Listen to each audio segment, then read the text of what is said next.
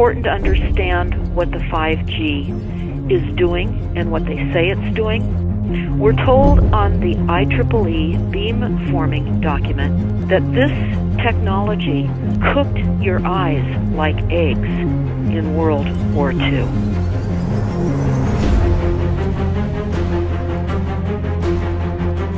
And you all need to understand these are military weapons. These are assault frequencies. If you garner nothing more than that, that's what you need to know. It's microwave radiation warfare, is what this is.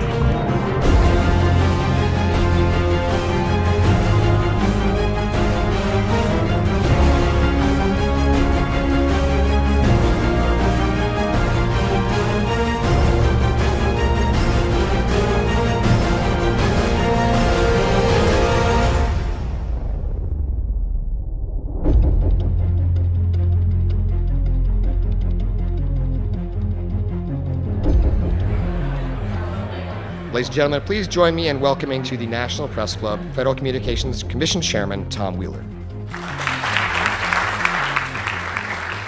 It's an honor to be here at the National Press Club. The first generation wireless, 1G, was voice.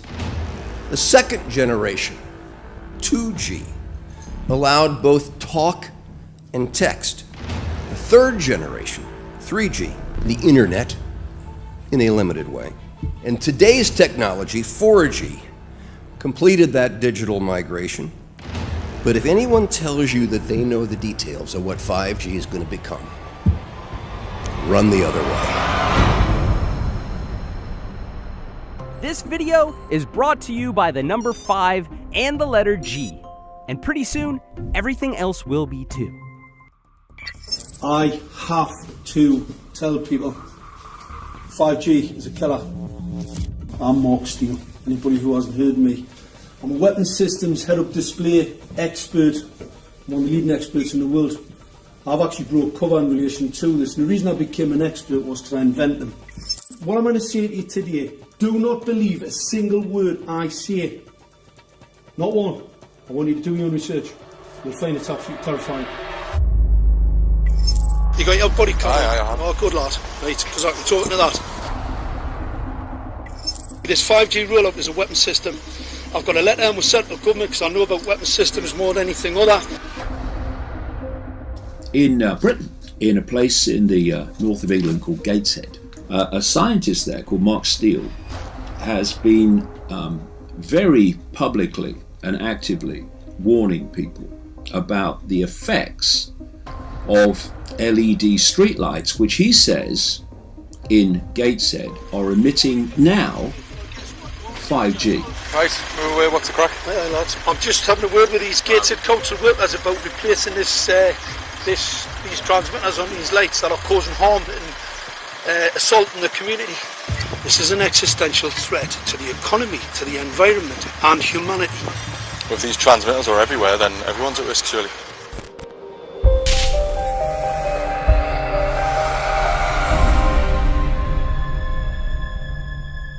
There's a lot of confusion about what 5G is. The G stands for generation. So you started off with the first transmitter system. Back in the 1980s. In the 80s, yeah. So you had 1G, then you had 2G. And as the generations moved on, you started to see more complex signal systems, cleverer pieces of antenna designs, etc., etc. So the whole thing became more data, quicker downloads, etc., etc. However, 5G is something completely different. Alright, let's get a breakdown. Let's tell the people what this really is. This is the 5G transmission device. That's a hell of a beast, that, isn't it? These are the uninsurable transmitters. Just get a good look at that, guys, because obviously I know there's quite a few experts who want to see more detail about the transmitters and the chipsets. Just have a good look, boys. This is the control management system masquerade. There's an antenna there, you see that? What is this phased array antenna here? What's that? This is for phased array, alright? As you'll see, it's got a driver, it's got some chip there. It's one chip. Look at the chipsets on this. This is your dystopian world. What did Gateshead Council say? I'll tell you what, I think we better send some of these educated fools back to school, or just send them to prison, whichever's the easiest. I think prison's probably better. Alright, that's 5G, guys. That's 5G hardware. You must consider the whole part played by electricity in nature. Human beings cannot go on developing in the same way in an atmosphere permeated on all sides by electric currents and radiations. It has an influence on the whole development of man. This life of men in the midst of electricity, notably radiant electricity, will presently affect them in such a way that they will no longer be able to understand the news which they receive so rapidly. The effect is to damp down their intelligence. Such effects are already seen today. Even today, you can notice how people understand the things that come to them with far greater difficulty than they did a few decades ago. Rudolf Steiner, 1924. Rudolf Steiner noted that in 1924, since then our atmosphere has become far more permeated with electric waves of widely diverse types. There's no doubt now that electric waves, electromagnetic forces, cause direct biological effects. There's thousands of peer-reviewed papers on this subject. There's no doubt about it. But what are these effects? How are they affecting us? What can we do about it? We're now at a stage where we're putting in what's called 5G, which is a special type of broadcast for high-density information transfers. And it turns out that this is the same frequency bands that are used in crowd dispersal weaponry.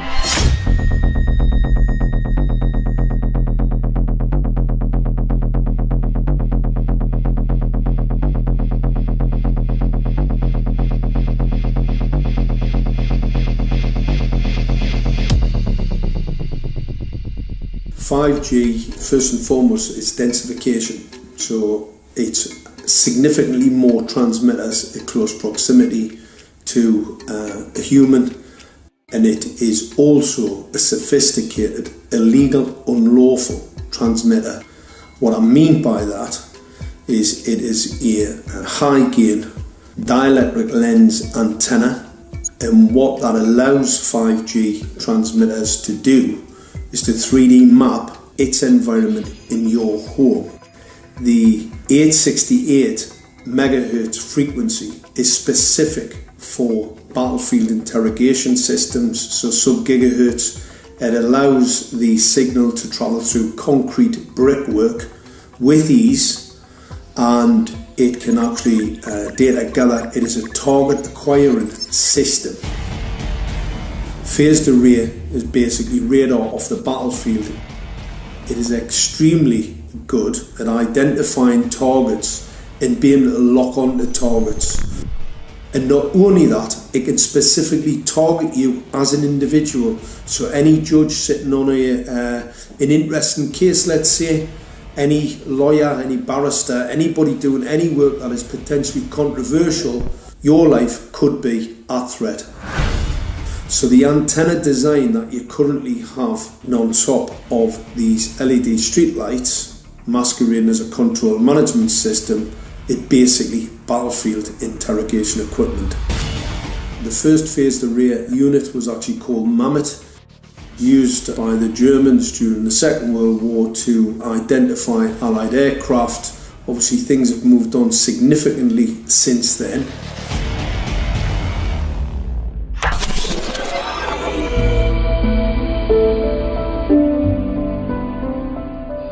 Well, I joined the Royal Navy in 1960, and I specialised in microwave warfare.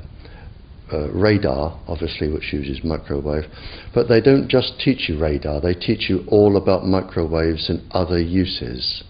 So I understood about microwave warfare and how it can damage people, how it can harm people. Microwaves then were used as weapons, as they are today. It is a perfect stealth weapon, and when governments don't like a group of people, For instance, the ladies who protest at Greenham Common in England about the American missile base they camped, they were microwaved. We microwaved Catholics in Northern Ireland to make them sick. It goes on all over the world, and it's a weapon that you don't know you're being targeted, because the dose is very, very low, which is actually more dangerous than a high dose. It's very, very low, and it may take a year or two, but you can cause neurological damage and cancers with low-level microwaves, and you can make all your opponents sick. It's a perfect weapon for a government. Our impulses are being redirected. We are living in an artificially induced state of consciousness that resembles sleep. Their intention to rule rests with the annihilation of consciousness. We have been lulled into a trance. They have made us indifferent to ourselves, to others. We are focused only on our own gain. Please understand, they are safe as long as they are not discovered. Keep us asleep, keep us selfish, keep us sedated. Almost immediately, I had neighbours knocking on the door, talking about children bleeding from the nose. I had images posted on Facebook. And one neighbour in particular came to my door and mentioned the fact that since the LED street lighting had been installed, she was bleeding from the nose every single night. I thought it was unbelievable. However, I spoke to another neighbour who lived not far from the first lady who mentioned this, and she also confirmed that since the LED street lighting had been installed, she also had started to develop nosebleeds and had never had nosebleeds before in her life. That then put me on a journey to investigate. I measured microwave radiation levels from the transmitters on top of the LED streetlights. The basic 868 megahertz, it was significantly higher than the current Council of Europe 1815 resolution, which is a maximum of 600 millivolts. I've measured up to over 3,000 millivolts. 5 to 6 times higher than the guidelines. Significantly higher than the current Council of Europe 1815 resolution, which states that 200 millivolts should be the maximum. The Bioinitiative report states that it should be significantly less than that. So we've got the Council of Europe, that's, you know, the international criminal courts are stating that, you know, the learned judges have said that 200 millivolts, and I'm measuring in bedrooms in Gateshead minimum 600 and up to 4,000. Does this mean that in 2020, 2021, when 5G is destined to roll out globally, that you're going to get those kind of readings everywhere all the time? Everywhere all the time. Worse than that? Worse than that. Yes, 5G will connect the Internet of everything. If something can be connected, it will be connected in a 5G world. Hundreds of billions of microchips connected in products from pill bottles to plant waterers, requiring massive deployment of small cells. We won't wait for the standards. Now, to make this work, the 5G build-out is going to be very infrastructure intensive. We must reject the notion that the 5G future will be the sole provenance of urban areas. The 5G revolution will touch all corners, and that's damn important. The interconnected world of the future will be the result of decisions we must make today.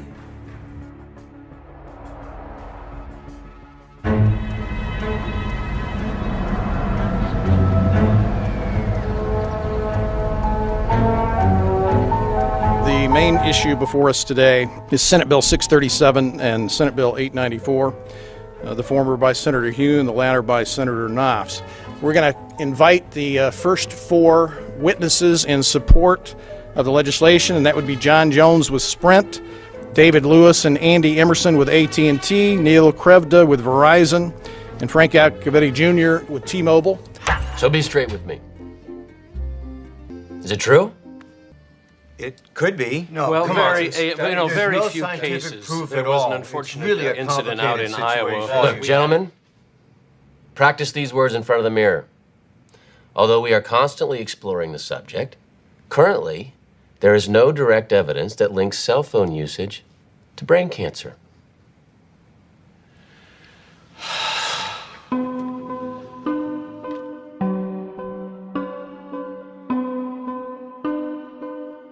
I'm Sharon Goldberg. I'm an internal medicine physician. I've practiced medicine for 21 years, and my background is mostly academic, internal medicine, hospital-based, clinical research, and medical education. I'm a certified Microsoft small business specialist. I worked on space station designing the cabling system for the airlock module, where I was responsible for EMI/EMC analysis, which is electromagnetic interference, electromagnetic compatibility. I am a professor in the Department of Epidemiology, Biostatistics, and Occupational Health, and I teach there both toxicology and health effects of electromagnetic radiation. My name is Daphne Tachover, and I'm the founder of an organization called We Are the Evidence. We are an organization that represents the many adults and unfortunately many children who have become very sick from wireless technology radiation. There seems to be a couple false Easter eggs being put out there right now. I want to make sure we dispel that right off the gate. The effects of wireless on health scientifically are very, very clear. So it's always pushed back to the definition of an acceptable level of radiation. And that's what this is, by the way. This is about radiation. Wireless radiation has biological effects, period. My name is Dr. Angie Kolbeck. I've been reviewing the studies showing the impacts of wireless radiation on our health, and there are now thousands of studies showing the following adverse health impacts to wireless radiation: cancer, oxidative damage, DNA damage, DNA failure. Things like memory, dizziness, anxiety, brain fog. Headaches, nosebleeds, cognitive problem, exhaustion. We have evidence of DNA damage, cardiomyopathy, which is the precursor of congestive heart failure. Short and long-term memory loss, decreased attention spans, lower reaction times, even involuntary contractions of muscles causing misalignments of spines and jaws. Breast cancer. We suddenly have breast cancer in women who have no DNA predisposition. Disrupted immune function and change in stress proteins, reproductive and fertility effects. There are dozens and dozens of studies that show beyond any doubt what this radiation is doing to our sperm. Now, if you take the cell phone out of your pocket, the sperm will recuperate within 3 to 4 months. What would not recuperate would be the damage to the DNA of the sperm. That is irreparable. The wife of the ex-governor of Indiana was diagnosed with glioblastoma. Same brain tumor Ted Kennedy had and John McCain had. Did you look at John McCain's scar? This is a cell phone brain tumor. LeBron James, one of our sports people, had a salivary gland tumor. That is another cell phone tumor. You didn't hear about it because immediately after that was discovered, he was paid by Samsung to become their spokesperson. We are seeing increases in brain tumors. We're seeing increases in Alzheimer's. We're seeing increases in all of the neurotransmitter diseases, ALS, Lou Gehrig's disease, Parkinson's. These are all disease systems that are known to be associated with low-level energy exposures. We talk about 24/7, around-the-clock exposure, wherever you are and your whole body. You never get away from it. And it seems from our studies that maybe your immune system can cope with for a time, but it will deteriorate. Then the irradiation will definitely damage cells at a deeper level, and the question is what will then happen?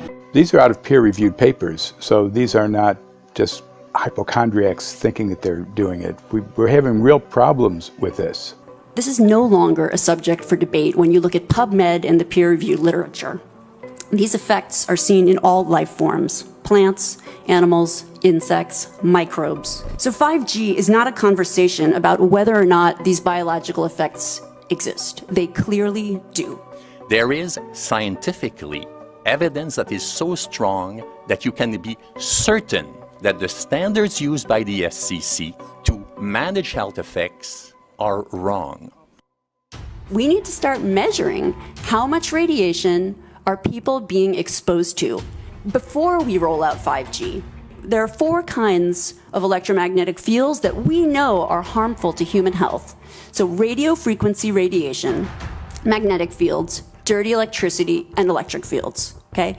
Our exposure, any given person, and all humans are affected by EMFs. What is our exposure in a day?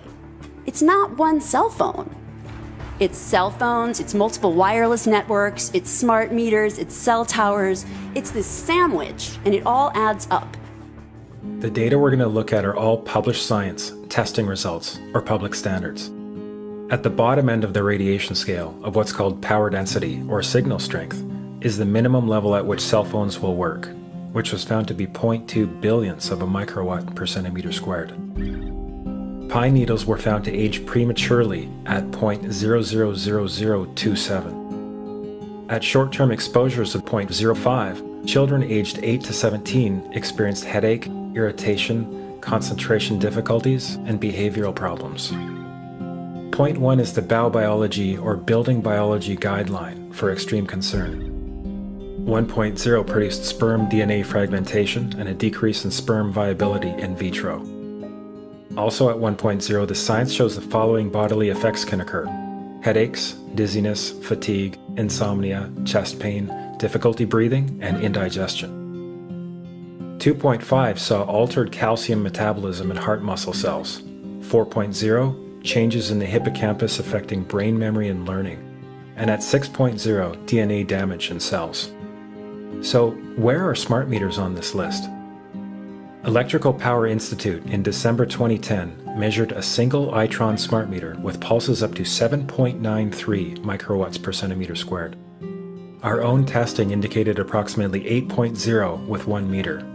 These tests are at a close distance, approximately 1 foot away from the meter, but an infant's crib could be just as close on the other side of the wall where the meter or bank of meters are installed. Even though there are all these known health effects at levels far lower, Switzerland, Liechtenstein, and Luxembourg see fit to set the standard at 9.5. And China, Poland, and Russia, 10.0. This is the same level at which behavior has been altered, producing reflexes of avoidance following 30-minute exposures. A room of 12 smart meters, very common and even a conservative number in an apartment building, tested at 19.8 microwatts per centimeter squared. This is hundreds of times higher than levels which clearly indicate harmful effects. So, how can utilities and governments get away with forcing these devices on everyone? This is how. In Canada and the US and several other civilized countries, the safety limit is set at 600 to 1,000 microwatts per centimeter squared. This so-called safety limit is literally tens of thousands of times higher than levels which are known to damage health, according to peer-reviewed published science.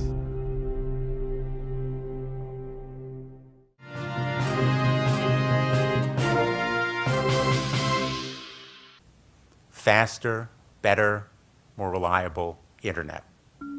That's the promise of 5G technology, but there is also the peril.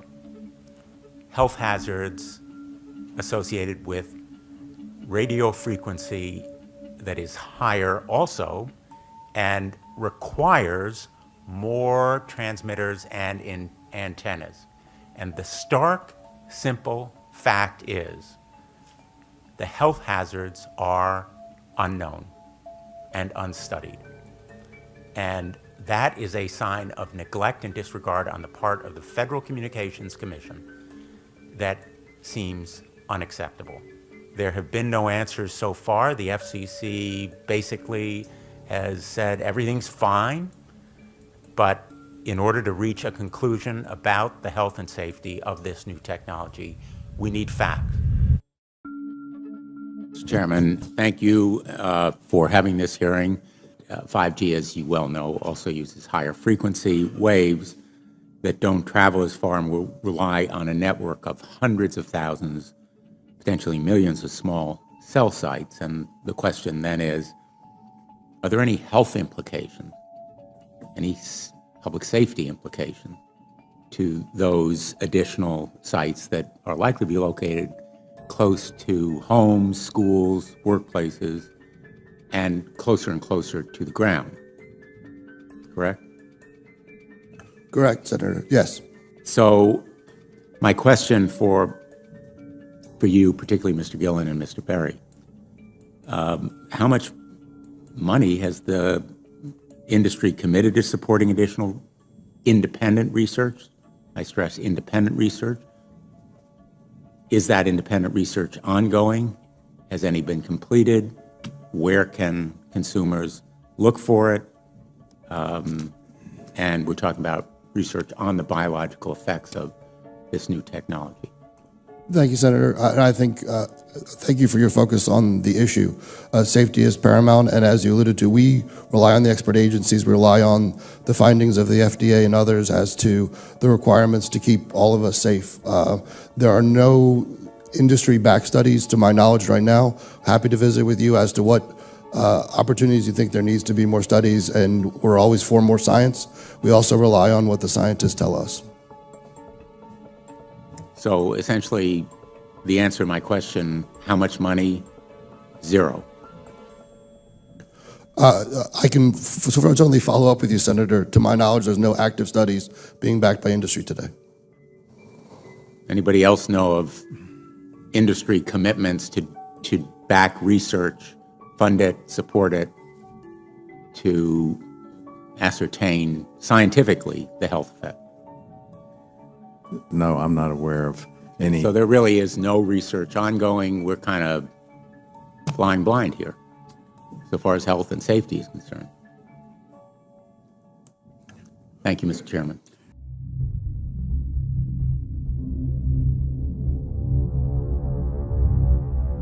You're a trained medical professional. Yes. We don't have one on the panel.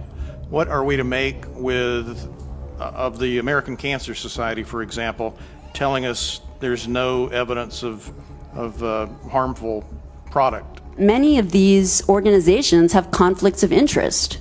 Very briefly, if you can, what do you mean by conflict of interest? One of the first things that you teach residents is that you always have to look at the funding.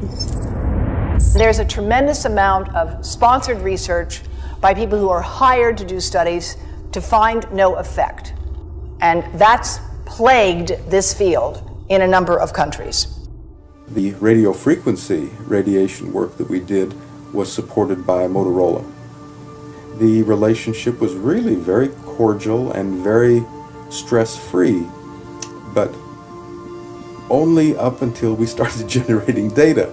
These folks were very, very upset and began to talk about how are they going to handle this, what sort of spin can we put on this, what can we expect from this, and from that point on the relationship changed.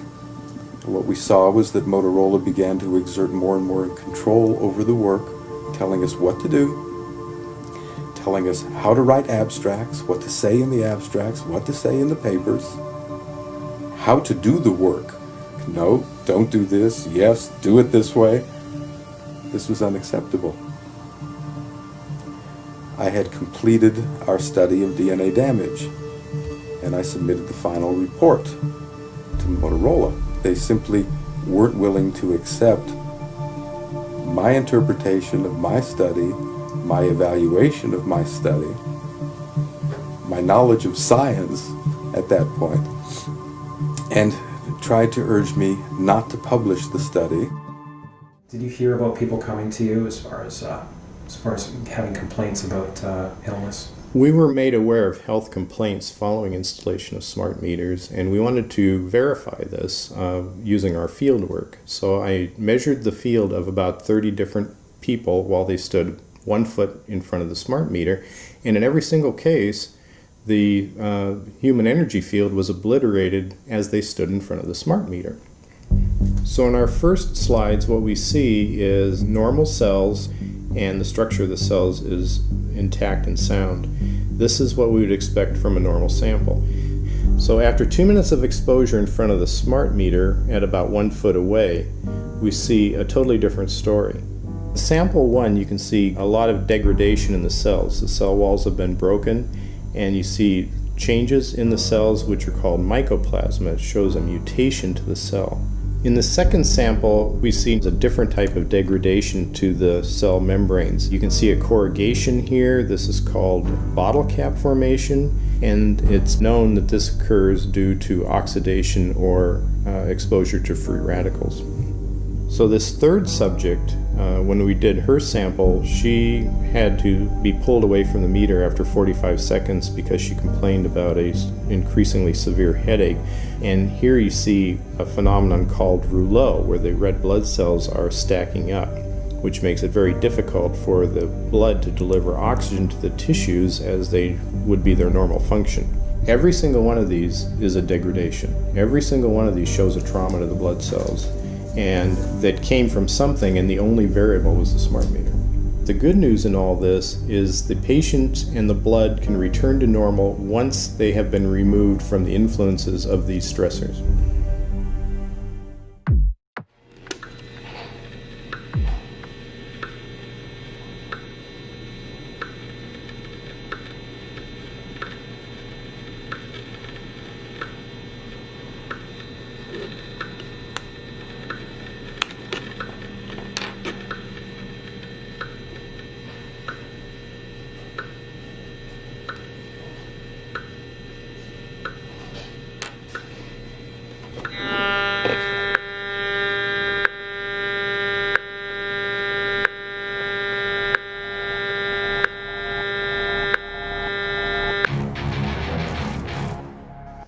Some of the effects that we can look at, well, one thing is just our regular Wi-Fi, 2.4 gigahertz. That's in the same range as microwave ovens, which are also called radar ranges, because that is radar. 2.4 gigahertz is interesting. It's not the peak absorption rate in water for microwave frequencies, but it's at a point where it allows full penetration, because if it came in at the peak, it would prevent the insides from getting warm. So that's with basic Wi-Fi. Now when we look at 5G, 60 gigahertz, this is what they call active dispersal sort of weaponry, just to keep people back. It burns the skin. It doesn't penetrate, but 60 gigahertz is the frequency of oxygen molecule absorption. Since they have electrons that they share with each other, what we breathe is actually O2, pair of oxygen. So being bombarded with 60 gigahertz could very well impair our oxygen absorption rate in our body, and thereby the whole basis of our living system. Martin Pall says, putting tens of millions of 5G antennas without a single biological test of safety has to be about the stupidest idea anyone has had in the history of the world.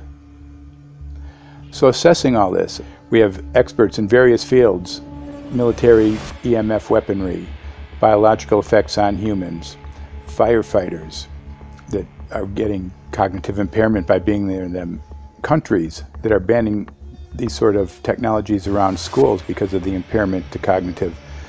Let's weigh that up in light of what Rudolf Steiner said in 1924 about just mere radio causing the impairment of cognitive functions on people, that they can receive news from around the world, but they can't understand it as well because of the effect of the electricity. We have to say, something smells sinister here. With the 5th generation, it's actually a whole new ballgame. It's not using the same technology. They're switching to military-grade millimeter wave technology.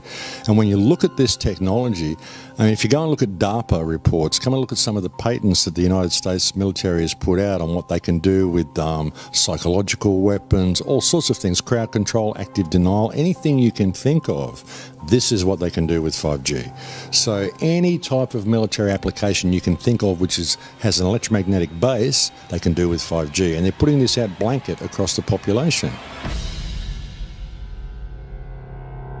Ladies and gentlemen, the President of the United States. Good evening, my fellow Americans.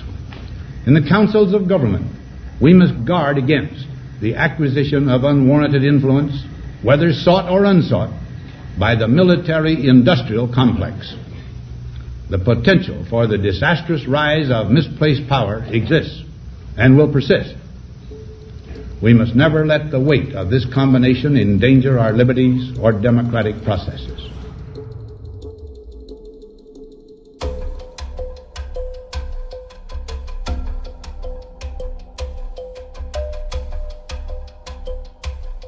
FCC is a capture agency. They probably conducted what I believe to be the biggest fraud on the public ever conducted.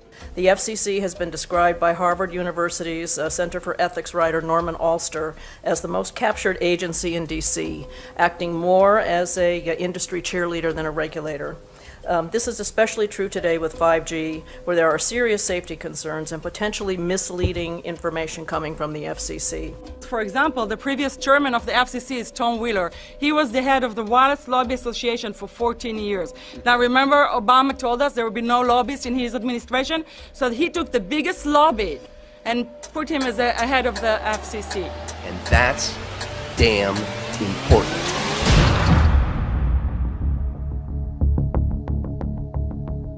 In 1993, the FCC started a rulemaking to adopt the IEEE regulations on this issue. IEEE is an engineer association. Why is it that we adopt regulation of engineers who maybe know how to measure this radiation when it's passing a wall, but not when it's passing a body? All our health agencies objected it, saying that it makes no sense to adopt engineer association, that they had not even one biomedical person on their team. They are effectively indemnified against adverse health impact lawsuits when the acceptable limits are higher than the limits actually shown to show harmful health effects.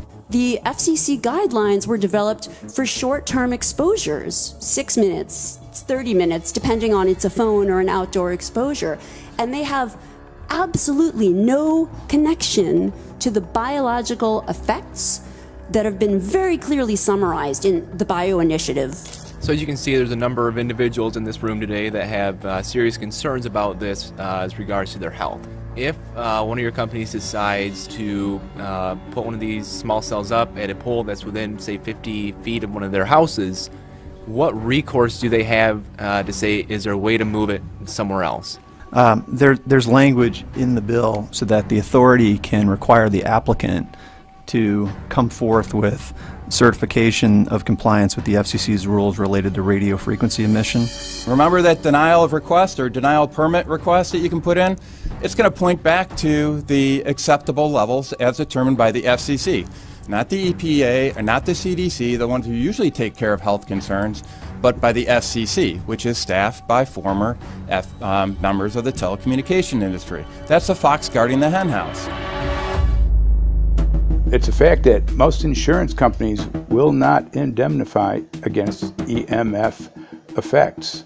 Telecom companies around the world are warning their investors of potential major costs due to real or alleged risks of EMF pollution from their products. Interestingly enough, they're warning their investors, but they're not telling their customers. They're basically keeping it quiet because that's where their money comes from. So we're using technology that could be very potentially harmful to us, and the investors know it.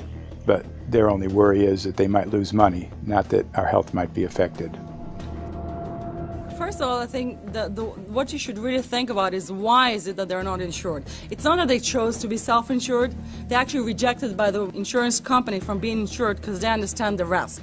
And so the insurance companies, the big insurance companies, will not insure the telecommunications? So there's insurance companies, and then there's what's called secondary insurance companies. Secondary insurance companies are the insurance companies that insure the insurance companies. So in an event, an insurance company, let's say I insure Verizon, and it may not be able to meet the claims, then the secondary insurance company is kicking in. Like Lloyd's of London. Sorry? Like Yes, Lloyd's of exactly. London. So two leading ones would be Lloyd's of London and Swiss Re. Both told the insurance company not to insure the wireless industry, and this is why they're not insured. And that should give you a hint. Now, this is exactly why they have to prevent a health lawsuit. And how did they prevent lawsuit? That goes back to Section 704.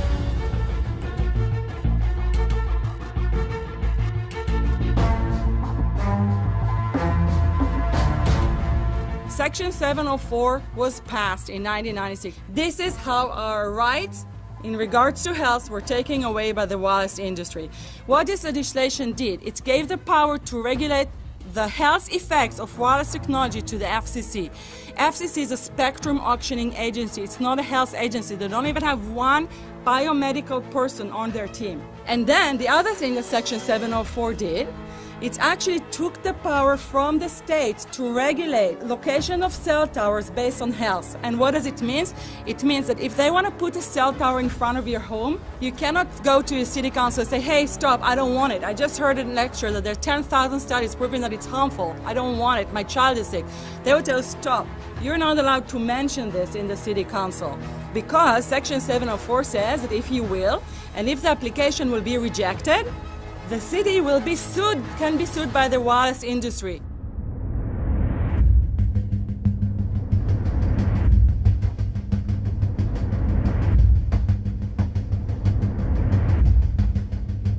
A major U.S. government study on rats finds a link between cell phones and cancer. Very first government study linking the radiation from cell phones to cancer. Two-decade, $30 million federal study out today found there is some evidence of a link between cell phone radiation and brain cancer. Professor, what is the NDP? I've heard that study several times. NDP is what? So it's a $25 million study on the rats and mice that was supposed to demonstrate that there were no effects of radiation below thermal. And in fact, it demonstrated exactly the opposite. And it follows on the heels of two major studies on animals that said exactly the same thing. And that study was designed perfectly to make sure that it cannot be challenged, that there will not be any doubt. That's why it took them 14 years. That's how they prevented discussion of health. And why do they want to prevent discussion of health if there's no problem with health? Simply put, FCC is completely unprepared, unable, and possibly unwilling to oversee 5G for safety, even as it barrels toward us. They are falling back on tired definitions and panaceas long since disproven by science. To make matters worse, recent FCC rulings and numerous industry-friendly bills passed at state and federal levels between 2016 and 2018 removed the last vestiges of local and state review over infrastructure siting, just when we need it the most. When those first studies were performed years and years ago, nobody knew about the importance of the microbiome, the role of the microbiome and the immune system, and even less the role of the microbiota inside our brains, that is, the microbes that are normally resident inside our brains, whose influence on brain function is nothing but immense. And you may think, well, who cares about the microbes? The less microbes we have, the better it is. Well, we know by now that this is not absolutely the case, because microbes are truly essential for the development and function of all our organs and systems. Our immune system is based on the microbes we have in our gut. And our brain also has microbes that influence its function. In tests, it's been found things like mold. If you grow mold inside a Faraday cage, it'll grow one way, and then even if the electromagnetic fields are around, take the Faraday cage away and some sort of 600 biotoxins are developed within the mold because of the effects of the EMFs upon it. Electromagnetic fields, even of weak quality, have an effect upon our microbiome, which is really essential to our whole being. This is going to eviscerate microbial DNA inside human beings, which is our effective operating system, number one. So it may not impact human DNA in laboratory experiments right now, and they're saying it doesn't impact human DNA. But given that human DNA is less than 1% of the cellular DNA in the human body, the rest of the cellular DNA is microbial, and we know that this will eviscerate microbial DNA. So we're talking about a takedown of the operating system of human beings. Exactly. I couldn't have put it better myself.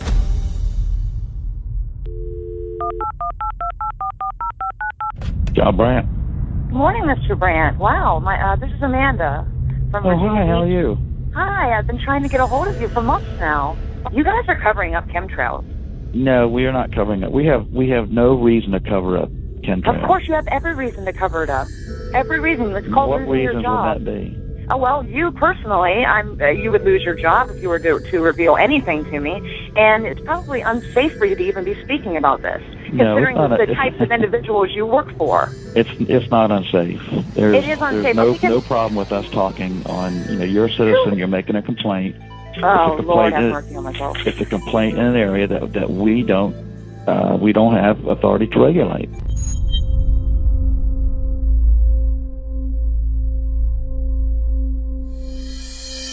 So the connection between chemtrails and 5G.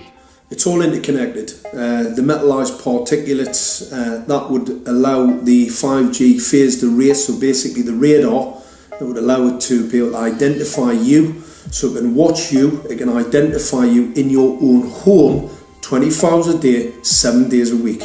For the last X amount of years, we've been through chemtrailing, and that is now the cat is out of the box. We've had these nanoparticulates raining down on humanity for years now, impregnating our bodies, by best accounts staying inside our bodies. Those nanoparticulates, what you're saying, are building up a kind of a phosphorescence glow capability so that we can be flagged up in our homes, behind concrete and steel, inside bunkers, in the basement, doesn't matter where you are. The 5G will be able to now triangulate, map and read you, because you as a living being are impregnated with these nanoparticulates, which are acting as a kind of transmission and reception technology. It's exactly, absolutely exactly.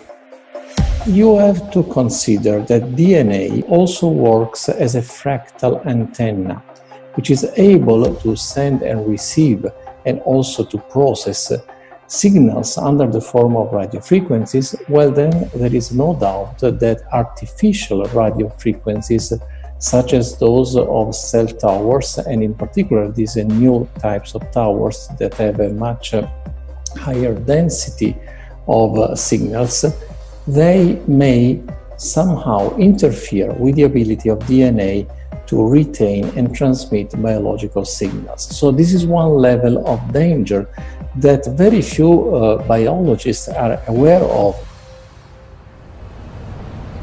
How much effort was put forward to address this, what most of these people are, or many of these people are here for, which are the health concerns? Was there any dialogue back and forth? Was there any working, was there many studies evaluated to look at regarding this area? Maybe not every person that has concerns on the legislation was brought to the table. Okay, so from your perspective, you feel that there was a legitimate amount of time to evaluate the data that the opposition would have on this? Absolutely, and I wouldn't put forth something that I didn't believe in. And I'll tell you, as I mentioned earlier, and it's been commented several times amongst the panel here, this is truly an economic development issue. Our 3-year-old, again at home, is outraged when we pull out the driveway and he's not able to access Wi-Fi.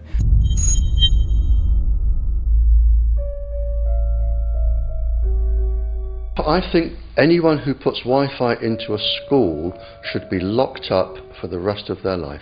I really do. I think they're not fit to walk on the surface of this planet because they haven't looked at the research, and whatever incentive they have, it is not worth the genetic problems that parents are going to face with their children when they're born. France has banned Wi-Fi in nursery schools and put warnings out for regular schools because they're finding there's impaired learning capacity in children when they're around Wi-Fi. And they have to put up warning signs where they put Wi-Fi transmitters. When I got sick and I learned that they're putting Wi-Fi in the schools in Israel, I was very sick at the time, but I could not tolerate the thought that children in the schools will become as sick as I have. And after a few months of correspondence, I submitted a Supreme Court case in Israel to ban the use of Wi-Fi in the schools and replace them with wired network. The 4 top diseases that kill our children, our young adults right now, are brain tumors, thyroid cancer, testis cancer, rectal cancer, everywhere we put our cell phones.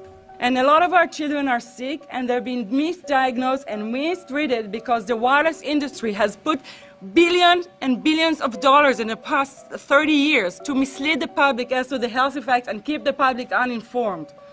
We are performing an experiment on children. We are exposing children to microwave radiation for 6 hours during every school day. We have had absolutely no studies looking at the long-term effects of this radiation on young people or even on adults. A considerable amount of research shows that developing brains and bodies of children are much more affected than adults. And there are clear indications of a link between increased electromagnetic fields and autism spectrum disorders. We took 10 autistic children and went back to the sleeping location where the mother was when she was pregnant with that child and compared it with the sleeping location of a mother that gave birth to healthy children. We had 10 mothers in that group, 10 mothers in this group, and in the group of the autistic children, we found that the measurements that we got for the microwave exposure was elevated compared to the group of children that were normal. The fetus is affected. The exposure to man-made electromagnetic fields has become the first factor that could be isolated ever in autism that could predict autism. The fifth generation of wireless technology, or 5G as it's being rolled out worldwide without safety testing. Let me say that again, without safety testing. And how we've got scientists and doctors and environmental organizers saying, stop this. Because in terms of the effects of wireless radiation, the science is in.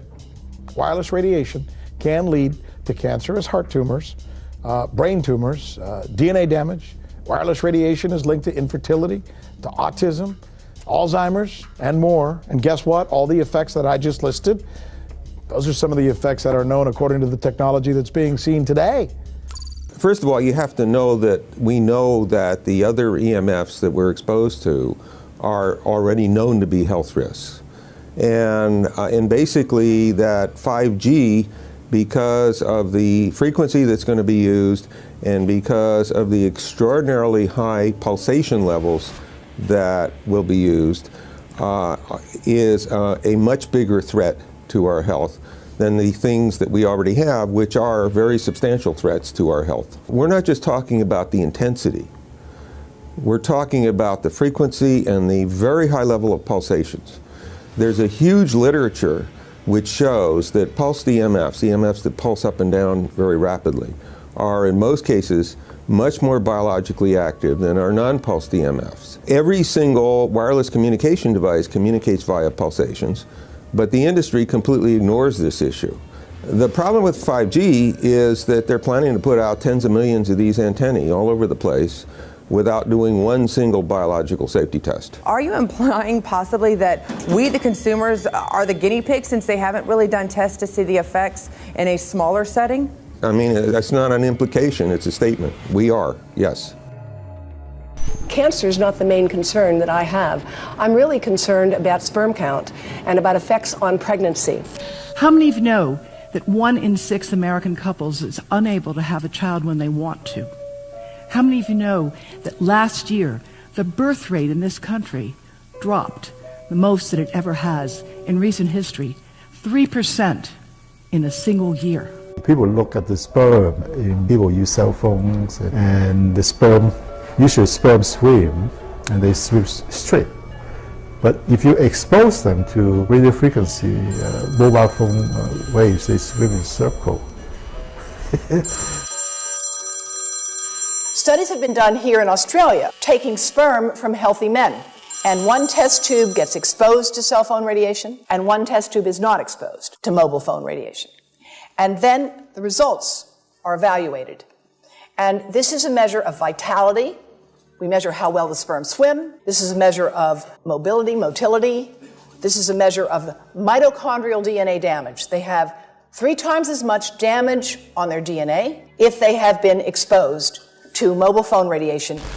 The data on that are rock solid. Cell phones can damage sperm quantity and quality. Your embryo, your uterus in the fetus, where your child is developing for the first 100 days, in the ovaries, the eggs do not have that protection. So they are at maximum risk from radiation. And for the first month or so, you wouldn't even know you were pregnant. You wouldn't even be taking precautions. That is the main danger area. So you give birth to a daughter, but her ovaries are now contaminated. She may be normal, she may be genetically damaged, but her ovaries are at the most risk. So when your daughter grows up and she becomes pregnant and has a baby, this is where one of these eggs will be fertilized and come out. So the real damage here is your grandchildren. That is where it is going to show most. Do you think that there is a chance that within the third generation of females they may be irreversibly sterile? Not in the third generation, but in the fifth generation, and that would for humans be something in the order of 150 years ahead of us. And of course, then it's too late to say that you are sorry, and it's very too late to say stop. There is a wealth of papers. I mean, we're talking about thousands of published papers in the scientific literature, few of which, or sometimes none of which, have entered the official documentations from authorities and likewise. So I think it's really time to have an independent compilation of data. Such was done at August 31st, 2007 in the form of the Bioinitiative report, of which I was one of the authors. And then we put together approximately 2,000 scientific references on a little bit more than 600 pages, clearly saying that if you, for instance, if you are a rat or a mouse or a cell or a molecule, you should definitely not allow yourself to be exposed to this. And in the meantime, we have this full-scale experiment using our own kids. One interesting case, John Patterson. He was a telecommunications engineer in Sydney, Australia. Very brilliant man. For 20 years, John tested Telstra digital systems. Over the time, he realised the dangers of electromagnetic radiation. It disrupts the bioelectric system of your body, which is really your brain, your nervous system, how your muscles talk. And he tried warning of these effects through different agencies, through his company. Got all the test gear out and measured it and drew up a report, and I was immediately removed from service. Finally, in 2007, he took matters into his own hand. He commandeered a used British Army tank and went and destroyed 6 cell phone towers in Sydney, Australia, because he wanted to stop this. He was trying to make a point. The message was that how dangerous it was. You know, these people were elected by us to manage our infrastructure in a responsible manner. That is the sole purpose of government if it's going to exist at all. And if it doesn't do that, then it has no right. It is invalid. So we need to pull this infrastructure down. We really do. But in order to do that, I mean, we can't just be some violent domestic terrorist. You've got to bring this awareness to the people that these towers are doing them damage. You don't need bandwidth that fast. And they're not doing it so you can download movies quickly. They're doing it so they can track every single thing you do and bring in this social crediting system to control even everything you think. There's a story about a lady called Claire Edwards. She was a United Nations staff member, and she was warning of the potentially catastrophic dangers of 5G technology. I took the issue to the UN Secretary General, Antonio Guterres. He is a physicist and electrical engineer, and lectured on telecommunication signals early in his career, yet asserted to me that he knew nothing about the dangers of 5G. Current public exposure levels are at least 1 quintillion, that's 18 zeros, 1 quintillion times above natural background radiation, according to Professor Olle Johansson of the Karolinska Institute in Sweden. The highly dangerous biological effects of EMFs have been documented by thousands of studies since 1932, indicating that we may be facing a global health catastrophe orders of magnitude worse than those caused by tobacco and cigarettes. 5G is designed to deliver concentrated and focused electromagnetic radiation in excess of 100 times current levels in the same way as do directed energy weapons. There is currently an international appeal signed by 237 EMF scientists from 41 nations urging the UN and particularly the WHO to exert strong leadership in fostering the development of more protective EMF guidelines, encouraging precautionary measures and educating the public about the considerable health risks, particularly the risks to children and fetal development. Sorry, because we are talking with someone that is a little bit ignorant on these things. If you're talking to the Wi-Fi systems, I'm worried because I put those devices in my house. I will have to, I confess my ignorance on this. We will have to, but I'm going to raise this with WHO, which I think is the organization that might be able to deal with it properly, because I must confess I was not aware of that danger.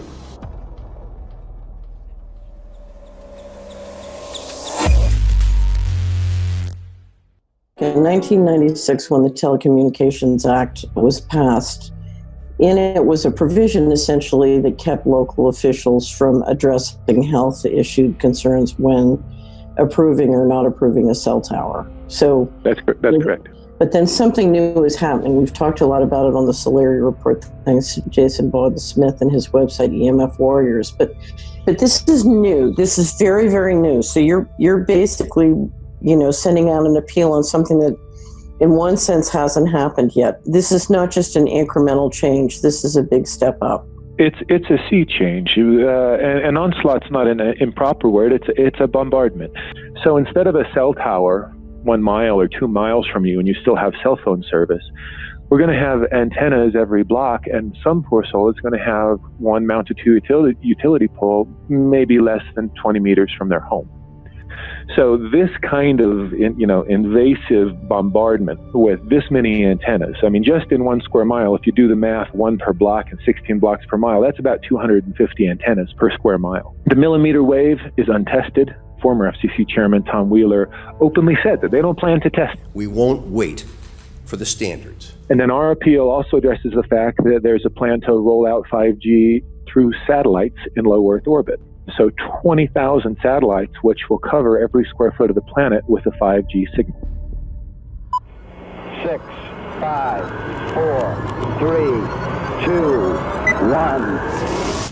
1. Night after night, politicians and other leaders were telling Americans that Sputnik revealed that we were at great risk.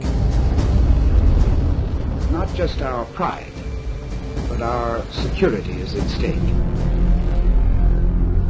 If Russia wins dominance of this completely new area, well, I think the consequences are fairly plain. Probable Soviet world domination. We choose to go to the moon in this decade and do the other things, not because they are easy, but because they are hard. Because that challenge is one that we're willing to accept, one we are unwilling to postpone, and one we intend to win. Welcome, everybody, to the White House. This is White House 5G Summit. My name is Justin Clark. I'm the Director of Public Liaison, and we are thrilled to have you here today. Really happy to be joined by a lot of leaders in industry, members of Congress and the Senate, White House leaders on this, and people from the FCC. Before we start, one, we are government, so don't assume we know anything, okay? I do agree, I don't know anything. I have become accustomed to giving speeches in my new position on subjects about which I frankly know very little, and we need more cell towers and connections in Connecticut, my home state. It's ridiculous. The U.S. is in the lead thanks to our private sector as well as the work of the FCC and this administration overall. But China and South Korea and many other countries are eager to claim this mantle. We have every intention to deploy 5G first and reap the benefits of faster and more robust wireless. Yes, I hope we beat China, of course. And get to gigabit speeds and low latency, and the race has begun. Let there be no mistake.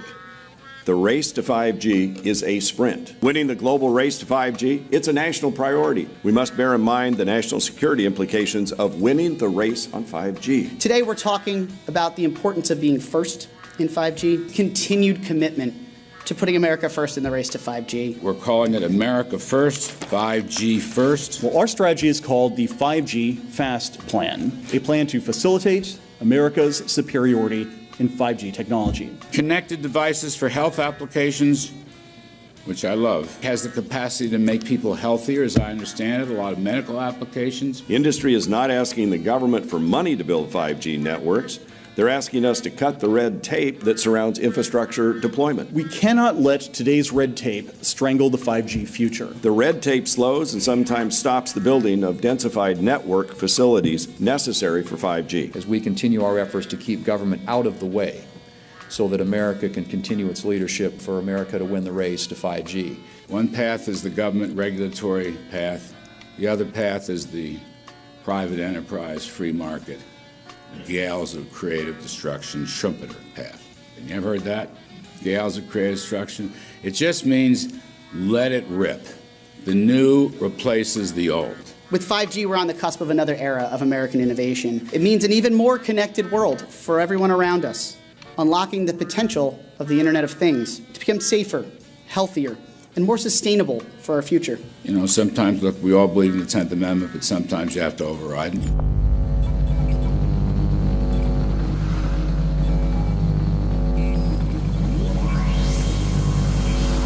By the way, the 1996 bill permits that kind of override. We're not here to be completely heavy-handed, but sometimes you got to do what you got to do. And some of these states or cities that don't want to cooperate want to shake us down. We can't allow obstacles and barriers to stop this movement. That's all.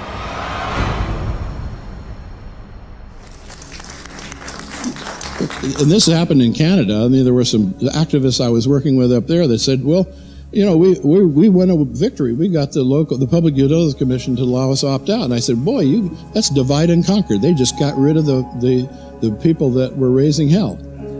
So, you know, that's not the answer. We need to opt out everybody. An opt-out is an agreement to pay to not be harmed. An opt-out is volunteering into extortion.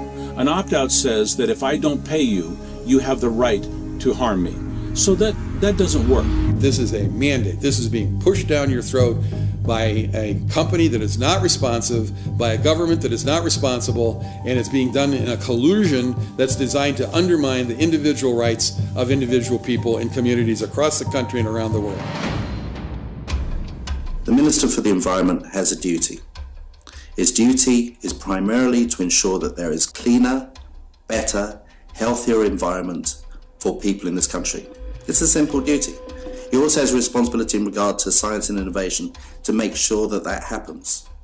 What seems to be happening here, in fact one could say undoubtedly happening here, is he's using science and innovation to ensure that our right to life is threatened. There have been no public debates. There is no public discourse. There are no public disclosures as to why, when, how, what is going on in regard to 5G. That by itself is a breach of ministerial responsibility, and one which we really should look at in terms of a private prosecution against the ministers who have failed to protect our right to life. Okay, smart technology, smart meters, smart cars, not that smart, huh? What does smart mean? Anything that has smart attached to it, secret militarised armaments in residential technology. That's where smart came from. And smart, every bit of technology that you see today has all been developed for either some type of battlefield, some type of intelligence gathering system, and obviously these developments have to be commercialised, and people have actually took them into their homes. The definition of a smart grid is a wireless system that will fundamentally turn every single appliance in your home into the equivalent of a transmitting cell phone. That's every computer, every television, every furnace, every air conditioner, every coffee machine, every printer, every single appliance that you have in your house will eventually, in a smart grid, have an antenna that's embedded into it that will transmit your usage data to a smart meter on the outside of your home that will then transmit your usage data to another tower receiving that usage signal that will then go to the utility company for supposedly billing purposes. Not all signals will just be about your individual use. There will be aggregate meters that will bounce signal from house to house to house within a neighborhood that will then accumulate all of the usage data that will transmit that to the utility company. Now, what that will do is that the end metering system that is transmitting all of that data will be firing an RF signal at many, many times a second, which will increase the average homeowner's radio frequency radiation exposure exponentially. This picture shows some aphids on the leaf of an orange tree shortly after radar equipment was installed at a nearby airport a number of years ago. I noticed that every few seconds, all the aphids would tense up in unison and do sort of a little dance, as you see in the picture. Upon further investigation, I found that the interval of time between the activity of each dance coincided exactly with the rotation of the radar rotor device at the airport, which was a distance of approximately 14 miles.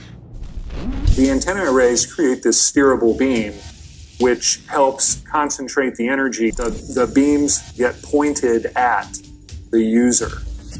What's a MIMO tank? Massive in, massive out. British government have got a plan to roll 400,000 out. This is so that you've got 5G in every nook and cranny, every part of the countryside, so that you can have autonomous tractors, believe it or not. However, those transmitters, these are radar. It is phased array radar.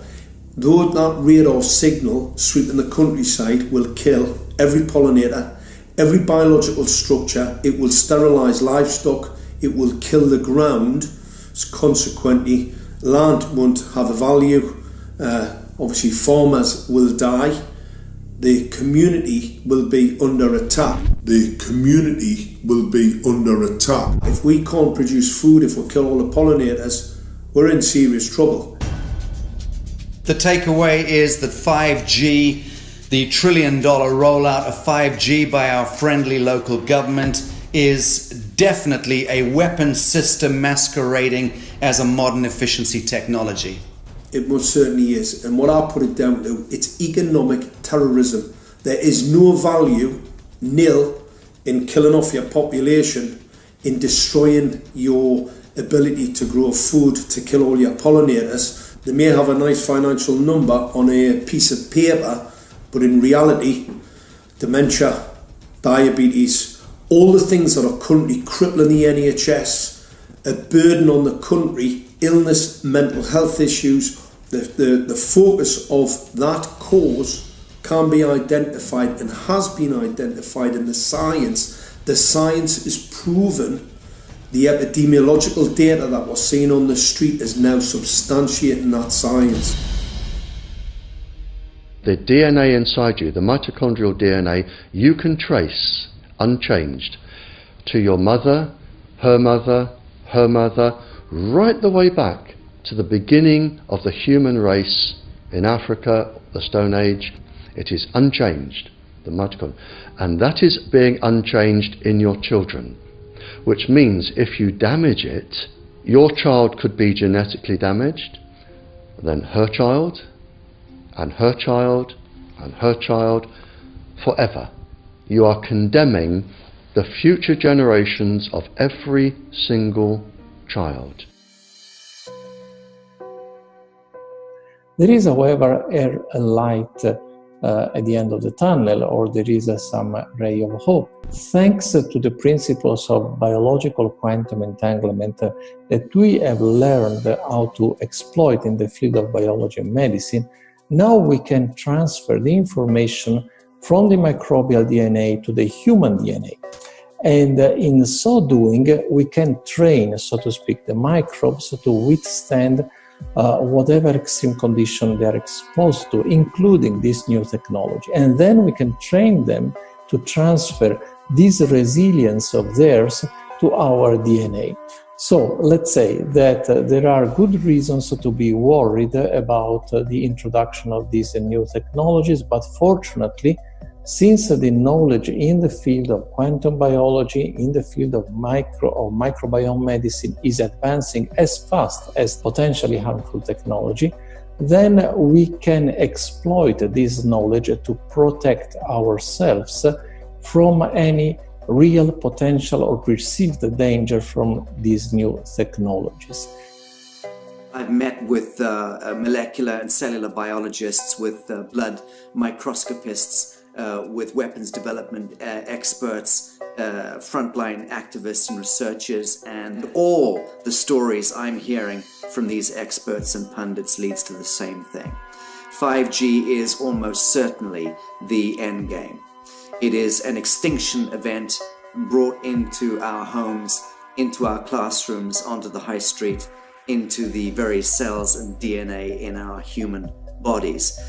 It is such a perilous threat that it is almost impossible to imagine, let alone describe. When the 5G signature goes live, it will tap into a multitude of satellites which are in geosat orbit around the surface of the Earth. Millions of surface antennas will pick up that signaling and will then scatter the signaling into hundreds and hundreds of millions of different micro antenna systems set up on street lamps and even in your home, which you're not aware of incidentally. The LED light bulbs in your home invariably contain the micro or nanotech lens flare capacitors which will receive the 5G signaling, and it will proliferate the 5G signaling everywhere by exploding the signal into billions of photons which will target everything all at the same time. This is stealth technology. This is invisible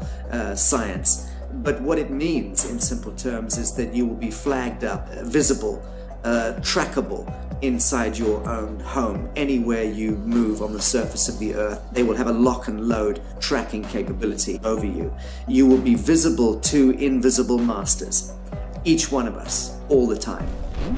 Today, our governments and the corporate sector have managed somehow to infiltrate the mainframe of our civilization and are pushing through a $20 trillion infrastructural rollout without any, and I mean without any, health science running behind it.